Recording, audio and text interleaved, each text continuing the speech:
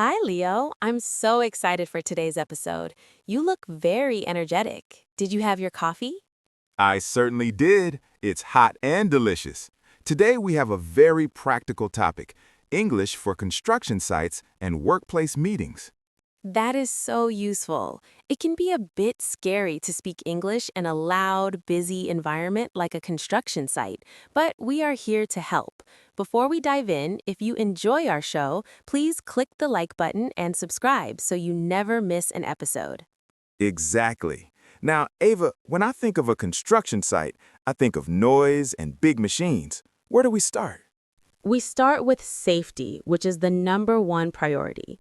You need to wear safety gear, also known as PPE, personal protective equipment.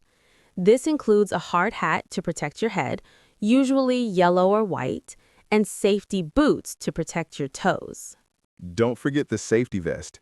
It's usually bright orange or green so everyone can see you when trucks are moving around. Right. Once you have your gear, you need to talk about the site, the place where you are building. You might talk about the foundation, walls, or the roof. For example, you could say, "We are finishing the walls today." And there are so many tools. You should at least know hammer, drill, and ladder. If you're using a ladder, you should always ask, is the ladder stable for safety? Great point.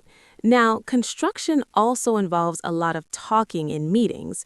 Meetings can be stressful, but remember to stay confident, smile, and stand tall. I always get nervous about interrupting. How do I stay professional? Use an agenda, which is a list of topics to discuss. If you want to speak, use polite phrases like, "Excuse me, may I say something?" or "I have a question about the project." What if an engineer or architect starts talking really fast about blueprints? Those are the building plans, right? Exactly. If they are too fast, don't be afraid to say, "Can you speak a little slower, please?" or "Can you repeat that?"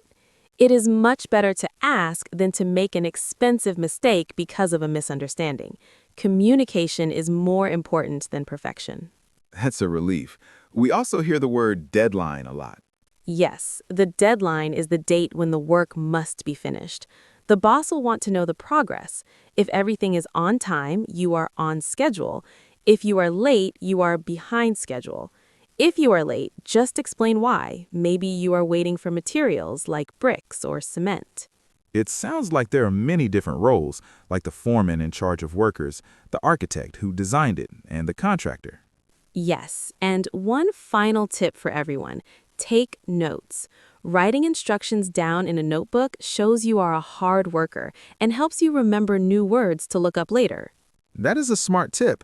At the end of the day, you can just say, see you on the site tomorrow. I love that. It's friendly and professional. We've covered a lot, from safety gear and tools to agendas and deadlines. We hope these tips help you feel more confident at work.